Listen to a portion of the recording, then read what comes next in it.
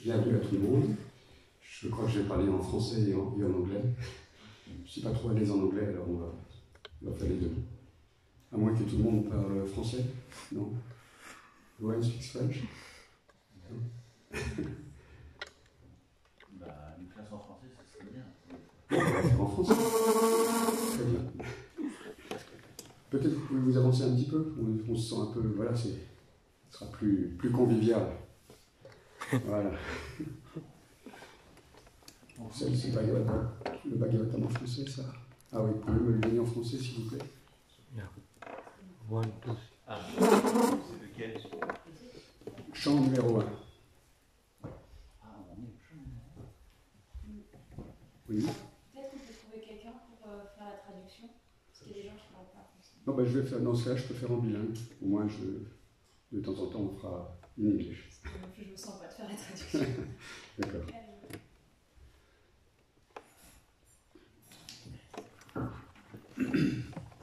Om Namo Bhagavate Vasudevaya.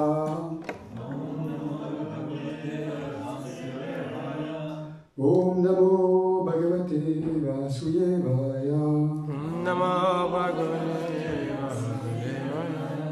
Om Namo Bhagavate Vasudevaya. Om Namo Bhagavate Vasudevaya. Narayana Namaskritya. Narayana Namaskritya. Ramcheva Narottamam. Naram Jaiva Narottamam. Devim Saraswati Vyasam. Devyam Saraswati Vyasam. Tato Jaya Mudirayet. Nastaprayesu Abhadreshu. Nityam Bhagavata Sevaya. Bhagavate Uttama Sloke. Bhakti Bhavati Nestiki. Bhaktir Bhavati Naistiki. Donc nous lisons aujourd'hui, à partir du chant numéro 1 du Srimad Bhagavatam, Bhagavata Purana, le Purana Immaculé. Nous lisons le chapitre 2, verset numéro 6. Verset très connu. Savei pumsam parodharmo. Savei pumsam param dharmo. Yato bhakti radoksaje. Yato bhakti radoksaje. Aituki apratiyata. Aituki apratiyata. Yayatma suprasidati. Yayatma Suprasidati. Savai pumsam parodharmo. Savai pumsam param dharmo. Yato bhakti radoksaje. Yato bhakti radoksaje. Aituki apratiyata. Aituki apratiyata. Yayatma suprasidati. Yayatma suprasidati. Savai pumsam parodharmo. Savai pumsam param dharmo. Yato bhakti radoksaje. Yato Bhakti Radoksaje. Aituki apratiyata. Ahaituki Aprayata. Yayatma suprasidati. Yayatma Suprasidati. Devo. Savai pumsam parodharmo. Savai Pumsam Param Dharmo. Yato bhakti radoksaje. Yato Bhakti Radoksaje. Aituki apratihata. Ahaituki Aprayata. Yayatma suprasidati. Yayatma Suprasidati.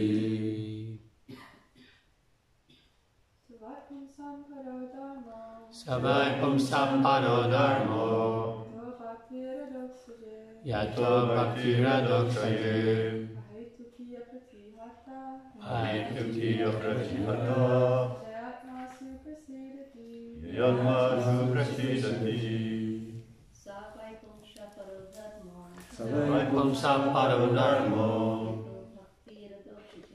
Yato bhakti radoksaje. Aituki apratihata. Yayatma suprasidati. Anyone else? Traduction, mot à mot. Oui, traduction mot à mot. Ça,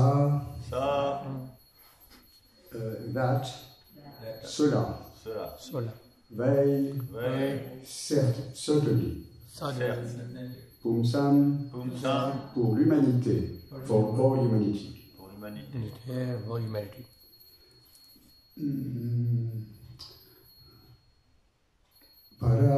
Para, sublime, Sublime, sublime, sublime, suprême. suprême. Dharma, Dharma, occupation, occupation, occupation. occupation. Yata, Yata, par quoi? par quoi? By which? By which? Bhakti, Bhakti, service de dévotion, service de sa dévotion.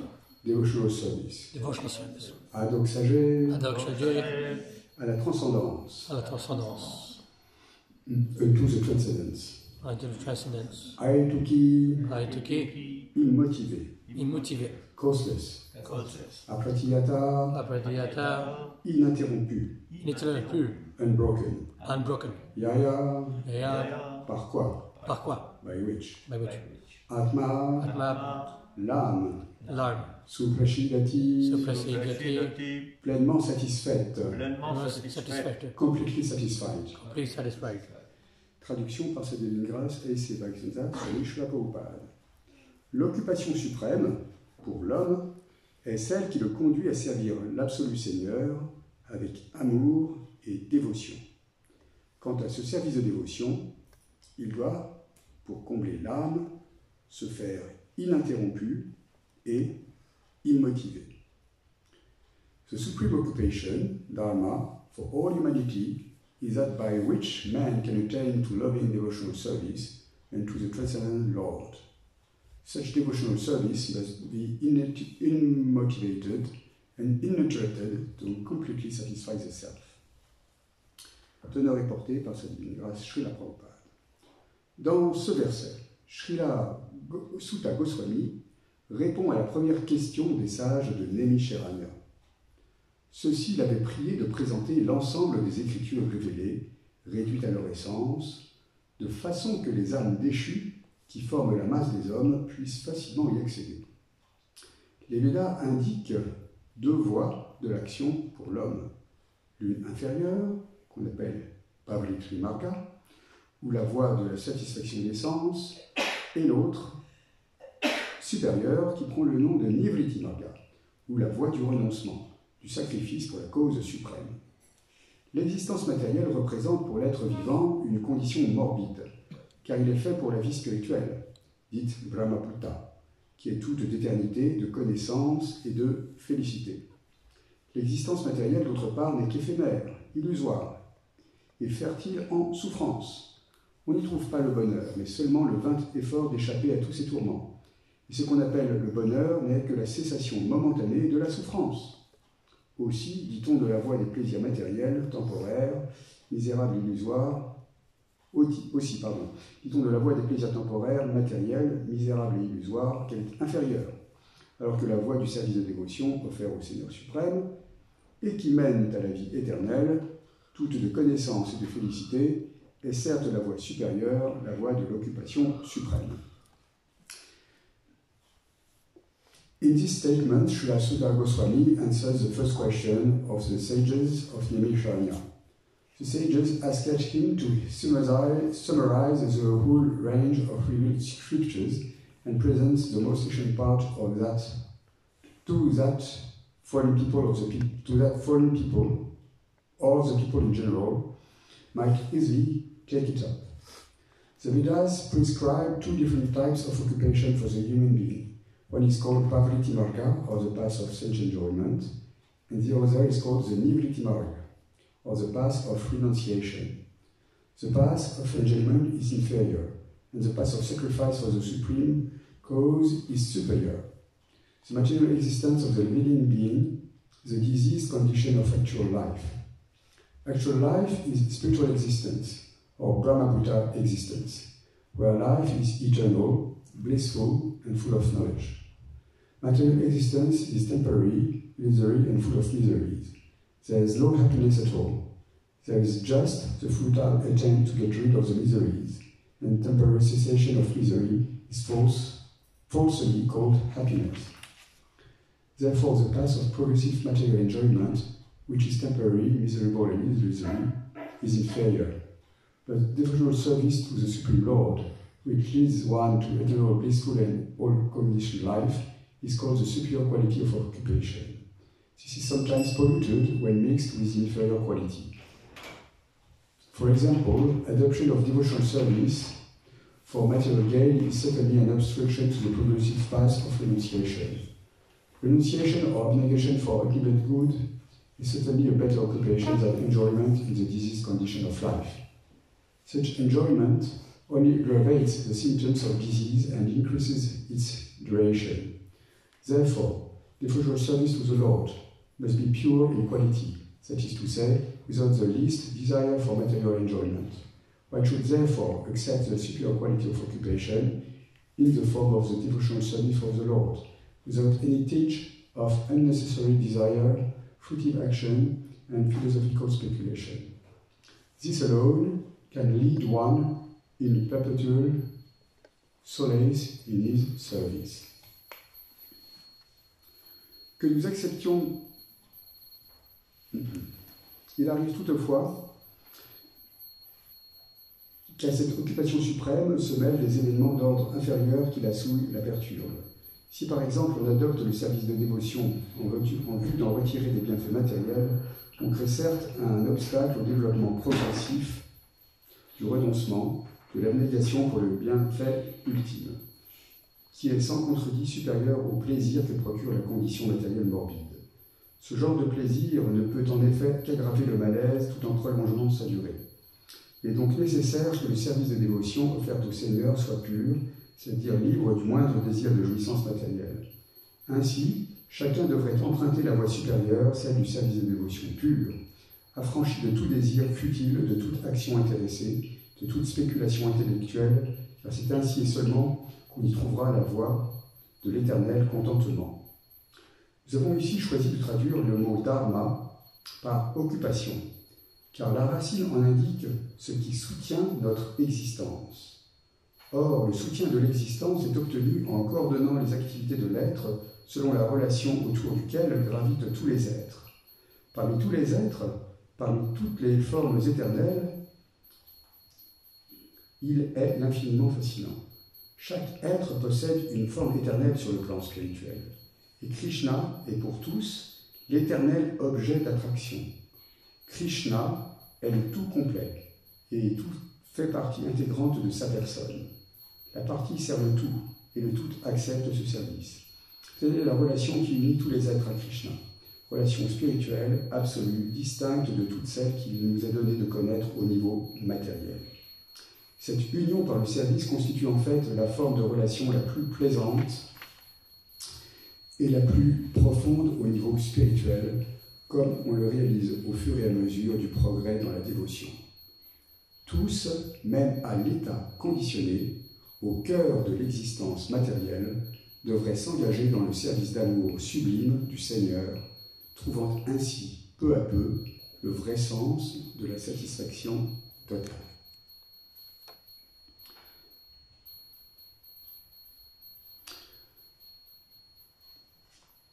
We have purposely denoted Dharma as occupation because the root meaning of the word Dharma is that which sustains one's existence. A living being's sustenance or existence is to coordinate his activities with his eternal relation with the Supreme Lord Krishna. Krishna is the central pivot of all living beings, and he is the all-attractive living entity or eternal form amongst all other living beings or eternal forms. Each and every living being has his eternal form in the spiritual existence, and Krishna is the eternal attraction for all of them. Krishna is a complete whole, and everything else is his part and parcel. The relation is one of the servant and the served. It is transcendental, and it is completely distinct from our experience in material existence. This relation of servant and the served is the most congenial form of intimacy. One can realize it as devotional service progresses. Everyone should engage himself in that transcendental loving service of the Lord, even in the present conditional state of material existence. That will gradually give one the clue to actual life and please Him to complete satisfaction.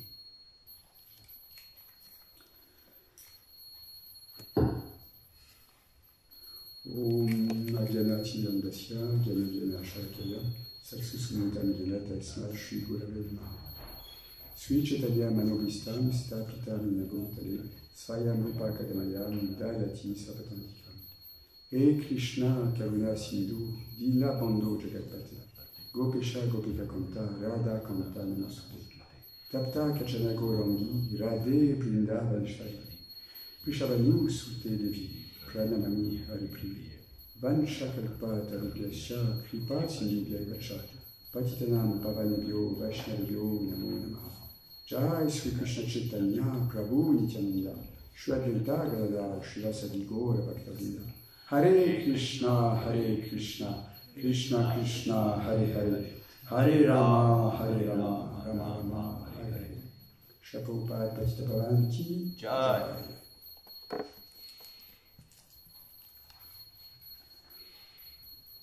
Save Pumso Palodharmo, Sato Bhakti Radok Sage, Aetuki Apratiyata, Yayatma Suprasidati.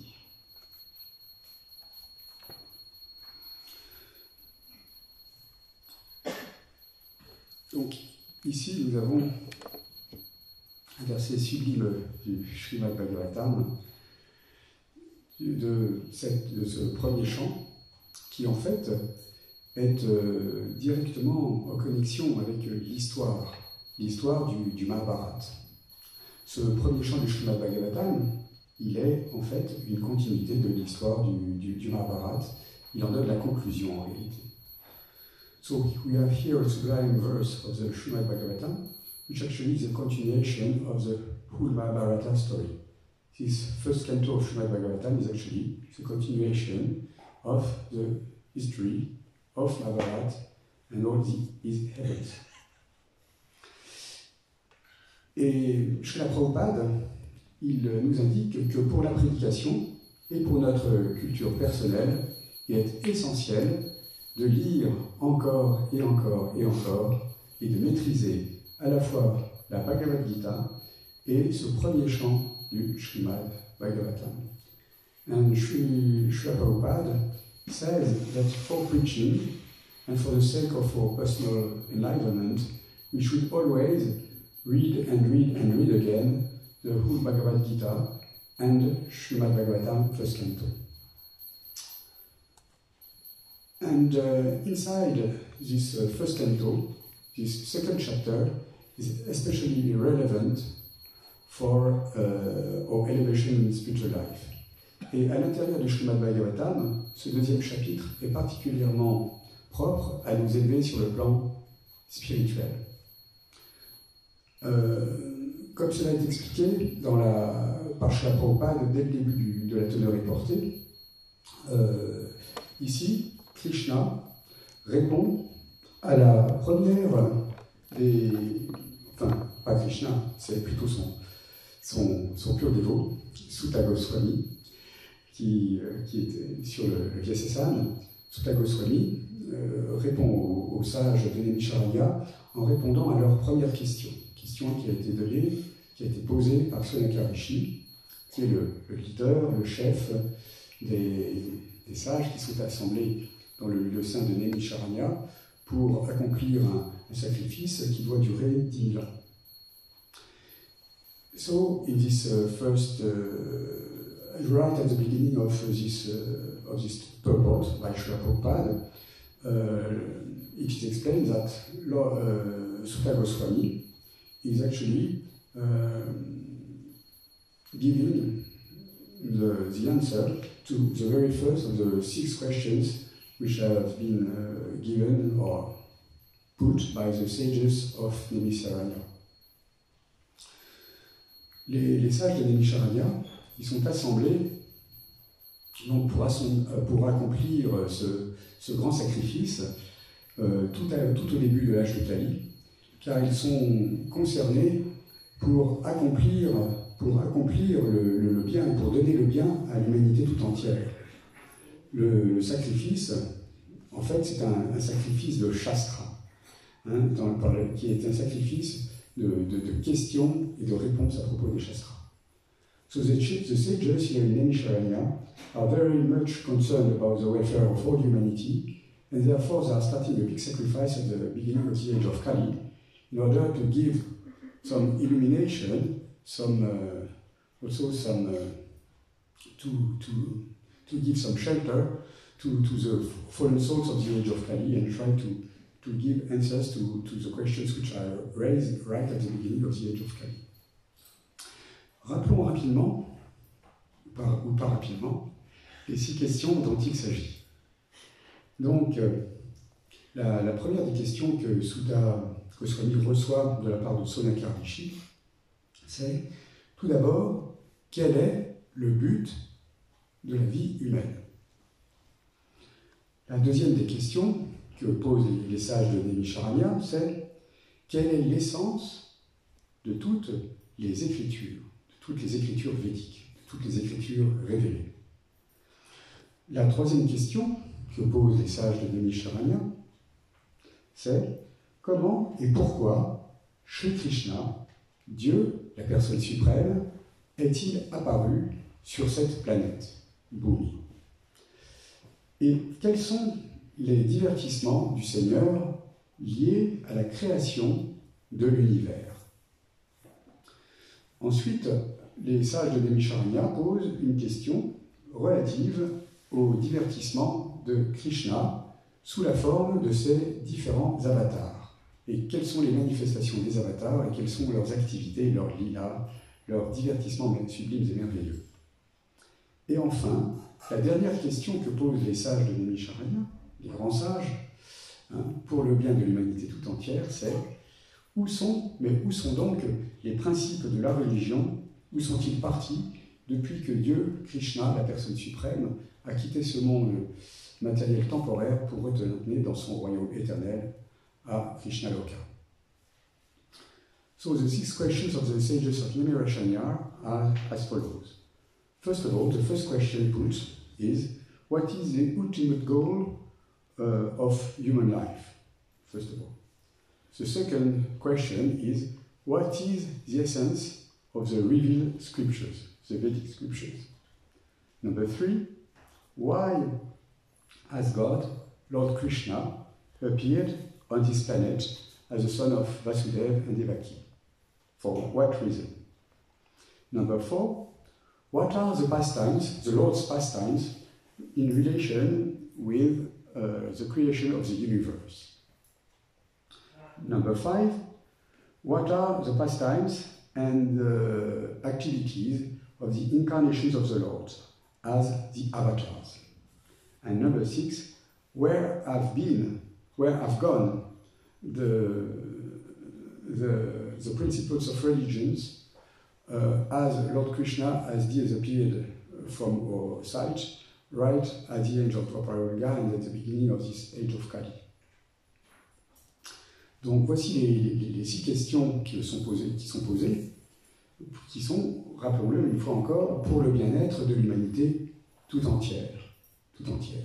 Car le sage, il n'est pas juste concerné par son élévation propre, son petit bien-être égoïste. Non, le Vaishnava, le sage, il est concerné pour le bien de tous les êtres vivants. Et le sage, le Vaishnava, il souffre quand il voit les êtres vivants souffrir. So here is the answer to the first question by the sages. Because a sage, a saintly person, is very much concerned about the welfare of all beings. He's not very much concerned about his own benefit. He tries to give to everyone some elevation of consciousness and to please the Lord by giving a shelter to everyone and by the upliftment of all living beings. This is what Vaishnava is concerned about. Donc, dans ce verset, Sutta Goswami, il répond à la première des questions. Et quelle est la première des questions posées par les sages? Rappelons-la, c'est quel est le but ultime de l'existence de la vie humaine. So here is the answer to the first question given or put by the sages.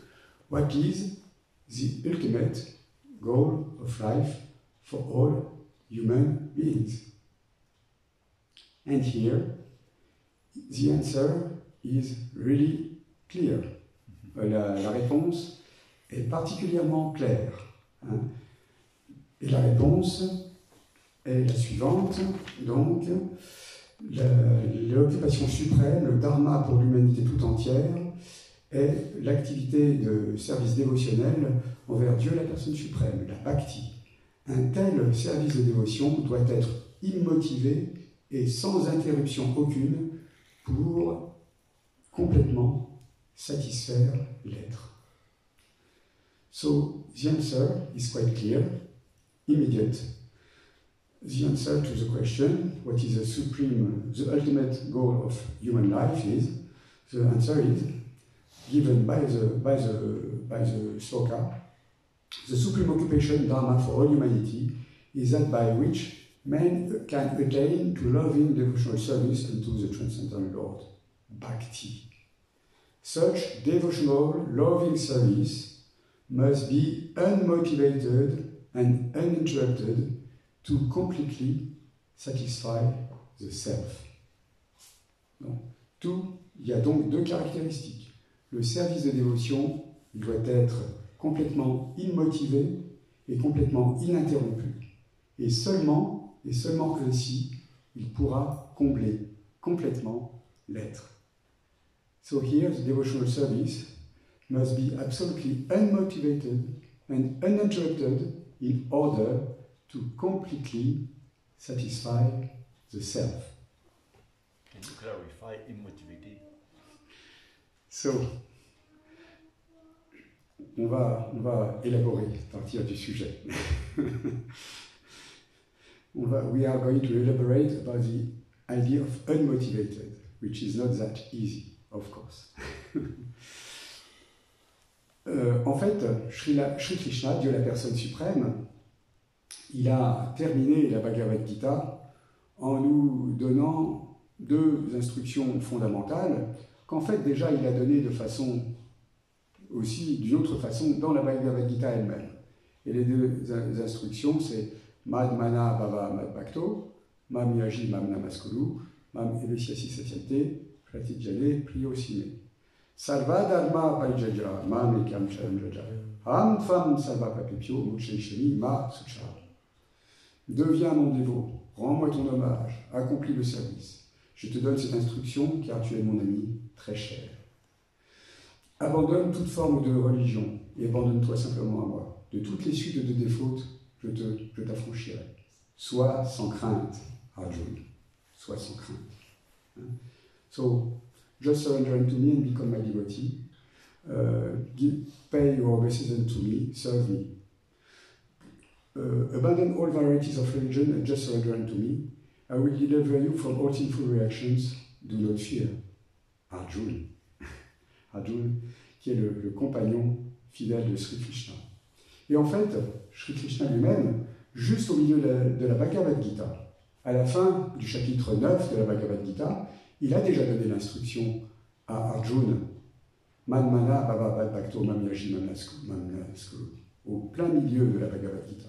Donc on peut dire que le verset le plus important de la Bhagavad Gita, c'est Man Mana Bhava Mad Bhakto Mam Yaji Mam Namaskuru. Deviens mon dévot. Abandonne-toi à moi, mais deviens mon dévot, sers-moi avec amour et dévotion. C'est là le secret de la Bhagavad Gita. Le secret de la Bhagavad Gita, c'est on doit être un dévot de ma personne, Krishna. Actually, Lord Krishna has already given the instructions, the most confidential instruction of Bhagavad Gita, which is become my devotee, become my bhakta. Right in the right middle of Bhagavad Gita, at the end of chapter 9. Mad Bhava Mad Bhakto Mam Yaji Mam Namaskuru. Become my devotee, surrender to me, pay your obeisance unto me, serve me. Et donc, soit on doit devenir le dévot de Krishna, ça, les Écritures nous le répètent. Guru, Shastra, Sadhu nous le répètent. On doit devenir le dévot de Krishna. Mais comment? So actually, Shastra, Guru, Sadhu, they all tell us that we should become Krishna Bhakta, devotees of Krishna. But then the question arises, how to become Krishna Bhakta? Et donc, Srila Prabhupada, dans une classe qui était passée il y a quelques jours ici, je crois que c'est au moment de son Vyasa Puja, il nous explique très bien, la plupart des religions de ce monde matériel, elles nous disent Krishna, ou plutôt Dieu est grand, Dieu il est comme ci, comme ça. Mais le Bhakta, lui, il est intéressé pour savoir comment Dieu est grand. Parce que dire Dieu est grand, c'est un petit peu sommaire comme analyse. C'est une vision finalement assez restrictive de Dieu, la personne suprême, qui est infiniment fascinant et qui est le propriétaire et le bénéficiaire de tout ce qui est. So actually, Srila Prabhupada, in a class that we were lucky to hear a few days ago at the occasion of his Vyasa Puja, he was saying that most religions, most cults in this age of Kali, they explain to us that the Lord is great. Fine, the Lord is great, we are happy to hear that. But how Krishna, how the Lord is great, then we have to explain. And if the Lord is great, then yes, we have to explain, and there are consequences. Donc, le service de dévotion, oui, c'est l'occupation suprême pour toute l'humanité. Et ce service de dévotion, il doit être immotivé, on l'a dit, et ininterrompu, pour satisfaire complètement l'être. En fait, le Dieu, la personne suprême, il est heureux si le service, Dieu, la personne suprême, il est heureux si le service il est immotivé et ininterrompu. Parce que c'est une preuve de l'amour que le Bhakta a pour lui. So this devotional service should be uninterrupted and unmotivated. And the Lord is very happy if this devotional service has such characteristics. Dans le nectar de la dévotion, le Bhakti Rasamrita Sindhu, il y a ce verset, n'est-ce pas? Anya Abhilasita Sulyam, Dhyana Kalmadhyana Vritam, Anukulyena Krishnanu, Siladam Bhaktiru Tamam. Ce qui veut dire, le service de dévotion pur se développe lorsqu'il est dénué de tout désir matériel, c'est-à-dire de toute volonté de karma et de dhyana.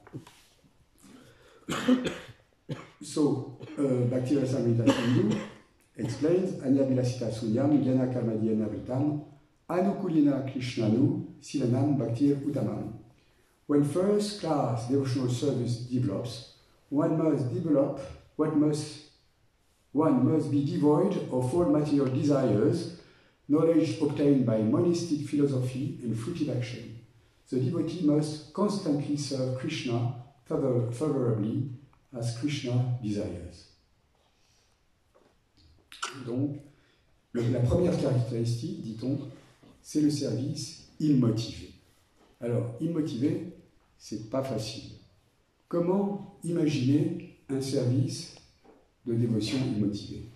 So, unmotivated devotional service, this is not that easy to perform, not easy at all even. So, let's try to imagine what can be an unmotivated service. Moi, j'en verrais bien un, dans le monde matériel, un service immotivé. Bon, bien sûr, avec l'âge de Kali, ce genre de choses, ça disparaît aussi. Mais quand même, quel est le service immotivé par excellence? C'est vraiment le service que peut avoir une mère envers son enfant.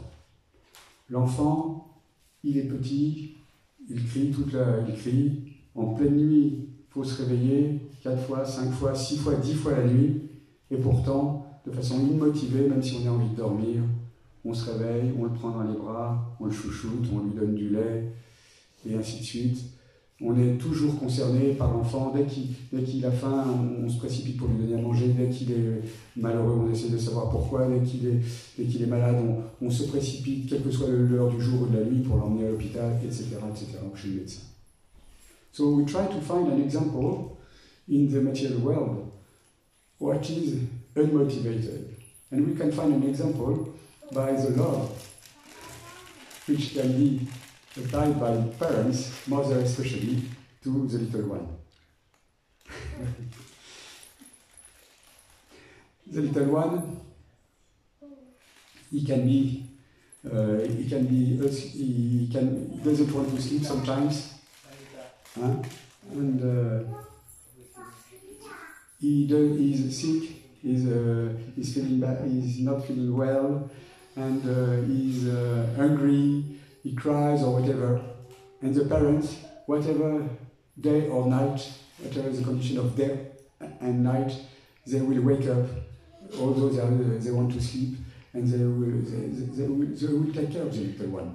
What is the most beautiful thing as far as love is concerned, as the love between a mother and her child. Et de la même façon, au niveau matériel, il y a un amour très très fort qui existe entre les amants, entre les amoureux. Le bien-aimé est prêt à tout donner pour sa bien-aimée, et réciproquement.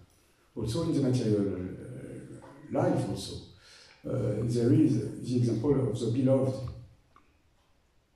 couple. Everyone is ready to do anything to satisfy the other partner. Et en fait, cette question des relations, elle est présentée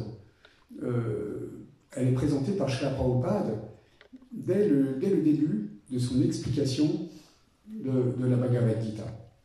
Dans l'introduction de la Bhagavad Gita, tout de suite, Srila Prabhupada nous parle de la question des rasas, c'est-à-dire des relations qui unissent ou qui doivent unir l'être conditionné vis-à-vis de Dieu, la personne suprême. And right at the beginning of Bhagavad Gita, Srila Prabhupada immediately enters into the topics of the rasas, that is to say, the relationships which should develop between the living entity and the Lord. Les rasas sont au nombre de 5, les 5 relations, Shanta, Dasya, Vatsalya, Madhurya, j'en ai oublié une. Pardon? Non? Non, I said. It's again. Shanta, Dasya, Vatsalya, Sakya et Madhurya. Donc les 5 rasas. Shantaras, c'est-à-dire la relation neutre, neutral relationship. Dasya, relationship of service, la relation de service. Sakya, la relation d'amitié, friendship. Vatsalya, parenthood, relationship, la relation parentale. And Madhurya, la relation conjugale ou amoureuse. Those are the 5 rasas. And explained by Srila Prabhupada, donc les 5 rasas expliqués par Srila Prabhupada dès le début de la Bhagavad Gita, dans son introduction.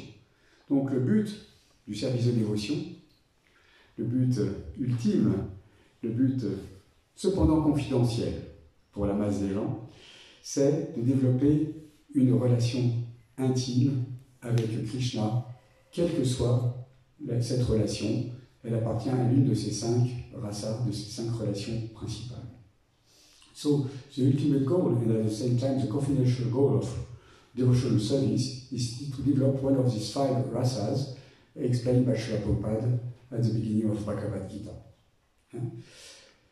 And unmotivated, yes, unmotivated. We have to learn, we have to serve Krishna without any motivation. On doit servir Krishna sans aucune motivation, juste pour le plaisir, la seule satisfaction que l'on doit avoir dans notre service de dévotion, et la seule motivation, c'est que notre motivation elle doit être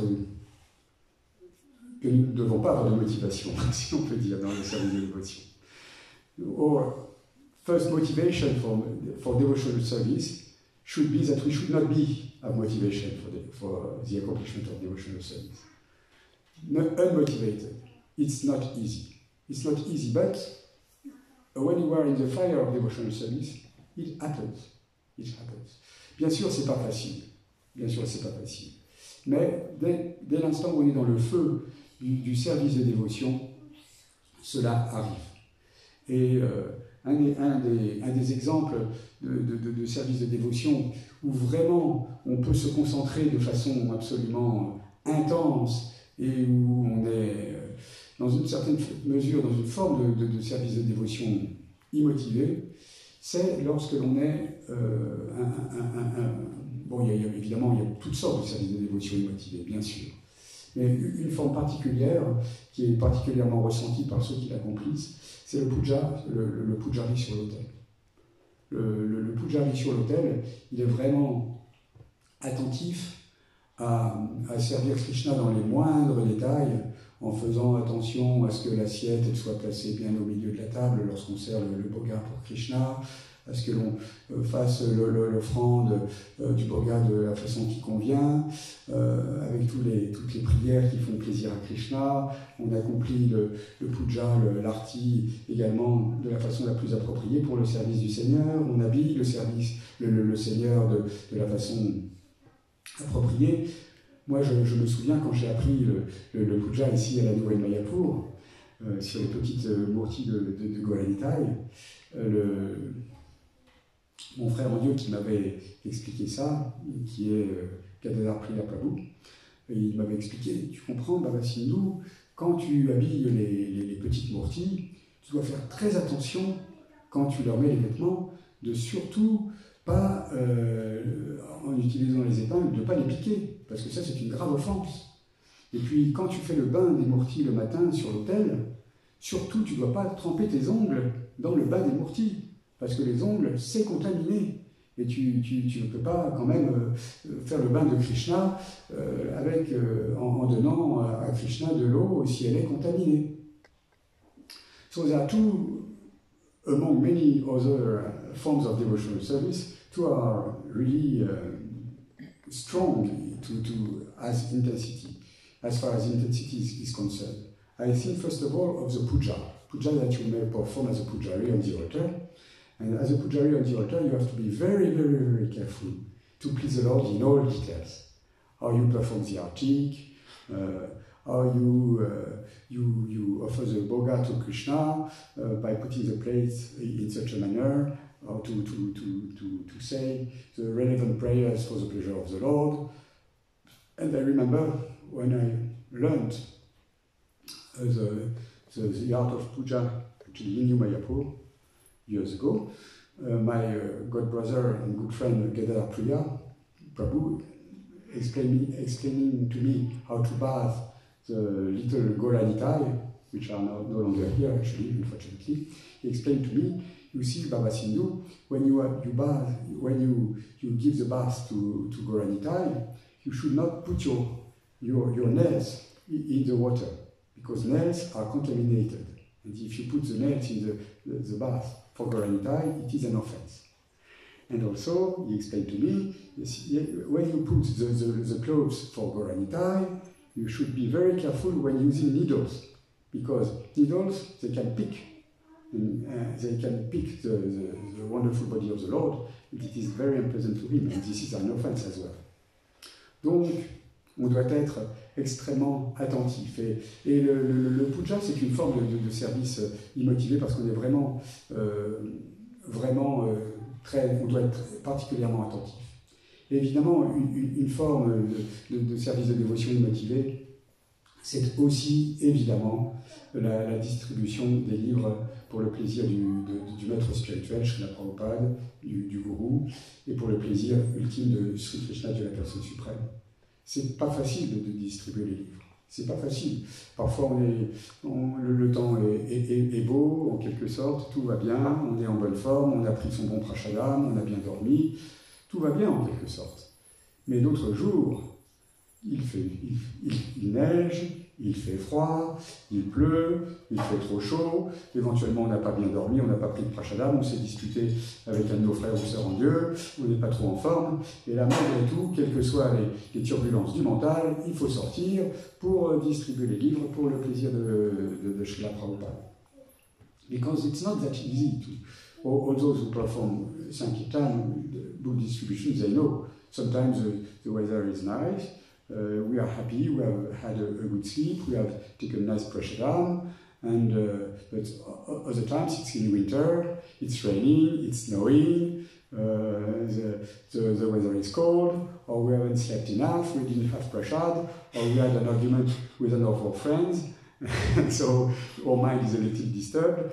But anyway, happy or not happy, we have to overcome those difficulties, and we have to go out in order to distribute the books, the wonderful literature for the pleasure of Krishna and his pure devotee, Srila Prabhupada. Yes.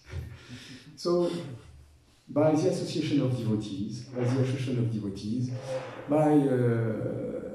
by reading Srimad Bhagavatam, Bhagavad Gita, we have to take motivation to perform unmotivated service, devotional service. Donc on doit, quelles que soient nos difficultés mentales, quelles que soient nos difficultés du jour qui sont liées au fait que, au monde matériel, eh bien, nos difficultés du corps et du mental, quelles que soient nos conditions, on doit trouver la motivation par l'étude des shastras, par la compagnie des dévots. Et pour faire plaisir à Krishna, on doit trouver la motivation à l'intérieur pour vraiment satisfaire Krishna. Et ce service de dévotion, comme il nous est expliqué ici dans le verset, il doit être complètement sans interruption. Sans interruption. Le service de dévotion, il doit être ininterrompu. Du moment où l'on dort, où on se lève le matin, jusqu'à la fin de la journée où on se couche. Et so this devotional service must be completely uninterrupted from the very beginning of the day, when we get up from bed, right till night when we go to bed, we go to sleep. Et personnellement, lorsque j'enseigne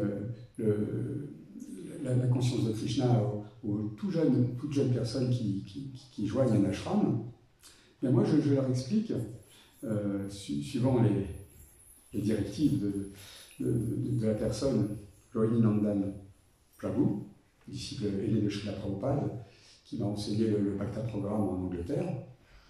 Moi, suivant les directives de ce grand dévot, de Srila Prabhupada, moi j'enseigne le Bhakta programme en expliquant la journée du dévot, juste au moment où il se lève le matin, jusqu'à la fin où il dort le soir. Et qu'est-ce que l'on fait toute la journée?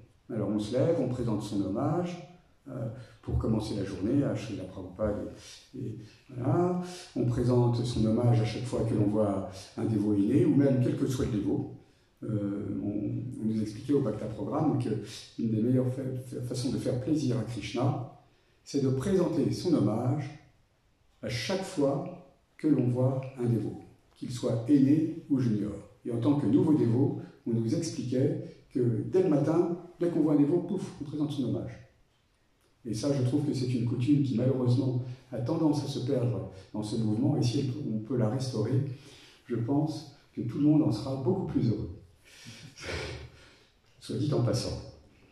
Alors, anyway, so this devotional service should be absolutely uninterrupted and unmotivated. Uninterrupted, and that is to say, it should start from the very beginning, when we get up from bed, right till the end of the day, when we have to go to bed and to go to sleep. And I was explained by Rohini Nandan Prabhu, a Srila Prabhupada disciple, when he gave me the Bhakta course in England years ago, how actually we should perform this activity, and he will explain to us all the activities we have to perform from the very start of the day till the end of the day to perform devotional service. And he would really stress the point that actually one of the very important aspects of devotional service is to actually offer one's obeisances to every devotee we meet during the day, either senior or junior. And if we really accomplish this, it will create a completely different atmosphere in the temple among devotees. Actually, this custom has little disappeared, more or less, and I think if we can restore it, it would be of a great benefit for everyone. Everyone should feel really better. D'ailleurs, à propos des hommages, il est dit, je ne l'ai pas vérifié moi-même, mais j'ai entendu dire que Bhaktisiddhanta Saraswati Maharaj lui-même, chaque fois qu'il voyait un dévot, quel qu'il soit, il présentait son hommage.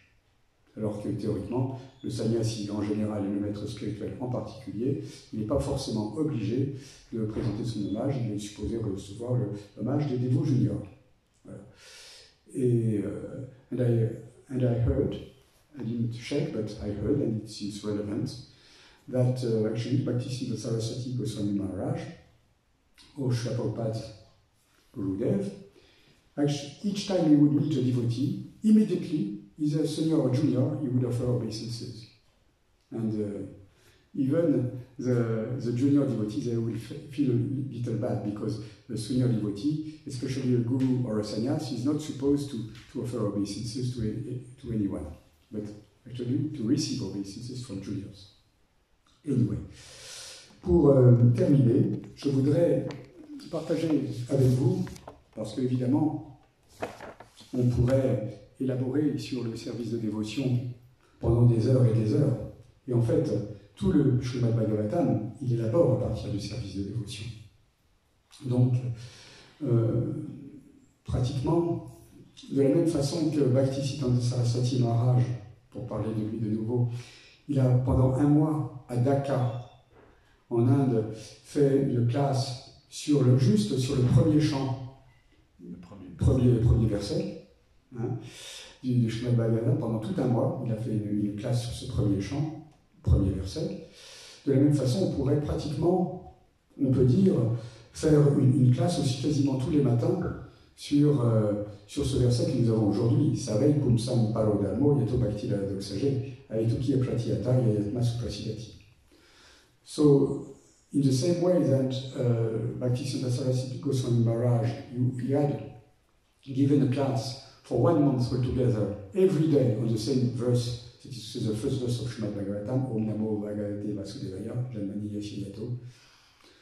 In the same way, we could actually give a class on the same verse, this one, Savei Pumsam Parodharmo Yato Bhakti Doxage Aetuki Apratiyata Yayatma Suprasidati. We could say the same verse every morning, particularly speaking. This is the whole topic of Srimad Bhagavatam.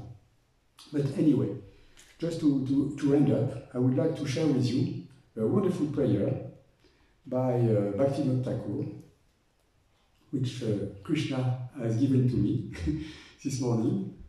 I took this Back to Godhead magazine and I found this wonderful prayer and I said to myself, oh yes, I should share it during the class. Donc Krishna m'a donné cette très belle prière lorsque j'ai ouvert le Back to Godhead ce matin. Tiens, une belle prière, on devrait la dire pendant la classe. Alors elle est en anglais, alors du coup ce sera peut-être moins bien la traduction en français, mais on va essayer quand même.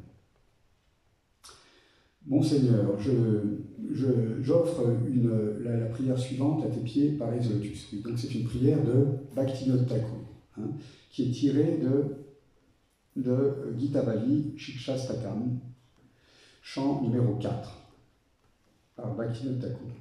Mon Seigneur, je t'offre la prière suivante à tes pieds par Exolotus. Je ne prie pas pour avoir de beaux traits corporels, ni pour avoir la connaissance, ni pour avoir la richesse, ni pour avoir des disciples. Je ne prie pas pour avoir le paradis, ni même la libération. Je ne prie pour avoir aucune de ces opulences. Quelque naissance que je puisse avoir, que je puisse obtenir, quel que soit mon karma, quel que soit où mon karma me conduise, laisse-moi simplement chanter les gloires de ton saint nom, vie après vie. Telle est mon seul et unique espérance, mon désir le plus cher, ma prière à tes pieds par Exolutus. Que je puisse accomplir un service de dévotion ininterrompu et immotivé, afin que celui-ci s'éveille en mon cœur et qu'il se déverse à grands flots envers toi. Que mon amour pour tes pieds par Exolutus, pour le peu que j'en ai, remplace mon amour pour le plaisir d'essence. Que je puisse transférer mon affection pour le plaisir d'essence, pour l'affection pour le plaisir de tes sens à tes pieds par Exolutus. Que ce soit dans le danger ou dans le succès, dans le bien ou le mal, dans le désastre ou la bonne fortune, laisse-moi rester égal dans mon service de dévotion. Et que mon affection pour toi, ô Seigneur, s'accroisse jour après jour sous l'influence du chant de ton saint nom. Que je sois comme un animal, un oiseau, que je sois en enfer ou au paradis, que cet humble Bhaktivinoda Thakur chériche et toujours du plaisir pour avoir la bhakti en son cœur pour toujours. So, in English, une prière absolument magnifique. Une prière absolument magnifique. In English. Sorry for my English. My Lord, I submit the following prayer at your lotus feet. I do not pray to you for physical leisure, for learning, wealth, or followers. I do not pray for heaven or salvation. I do not pray for any of these opulences. In whatever birth I take, wherever my karma leads me, let me sing the glories of your holy name, birth after birth. This alone is my cherished hope, my aspiration, my prayer at your lotus feet. Let causeless and uninterrupted devotion awaken within my heart and flow towards you. Let me love your lotus feet as much as I love sense gratification.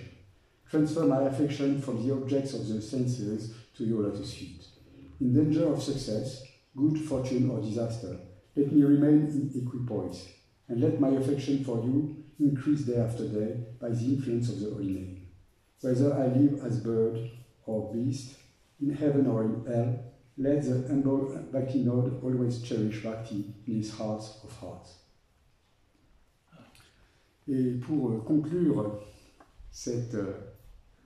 notre allocution, on peut se rappeler de la magnifique prière de Sri Chaitanya Mahaprabhu dans son Shiksha Saka.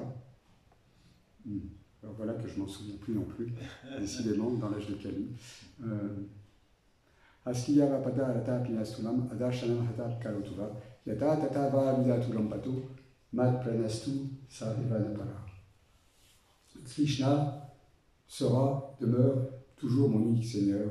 Dût-il me briser le cœur par son absence ou me rendre malheureux, il n'en reste pas moins l'éternel objet de mon adoration. So, in English,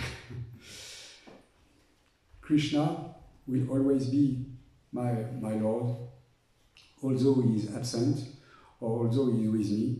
He may break my heart. He will always remain the object of my love, and that's all. Voilà. Je vous remercie beaucoup, Hare Krishna. Est-ce que vous avez des commentaires ou des questions? Thank you very much, Hare Krishna. Comments? Je voudrais bien juste rendre hommage à tous ceux qui font des guirlandes. Ça m'apparaît comme le service motivé par excellence. Merci. Thank you. Prabhu is saying you would spare obeisances to the one who do garlands. It is unmotivated. Yes, I believe so. Other comments? Questions? So So, thank you very much for your tolerance and your kind attentions. Shri Prabhupada ki Jai. Hare Krishna. All glories to the Sabbath devotees. Hari Hari Bol. All glories to New Mayapur. Hari Hari Bol. Granthara Srimad Bhagavatam ki Jai. Hare Krishna. Have a good day, everyone.